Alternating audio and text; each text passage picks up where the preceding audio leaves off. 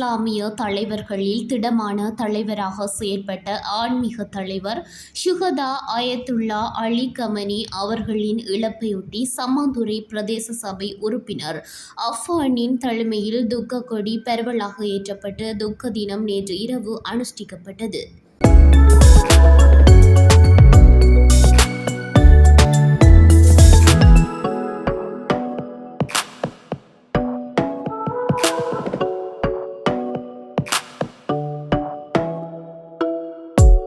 அத்துடன் சம்மாந்துறை, மணிக்கூட்டு, சாந்தி உட்பட பல்வேறு புறநகர் பகுதிகளிலும் இவ்வாறு கொடிகள் ஏற்றப்பட்டமை குறிப்பிடத்தக்கது.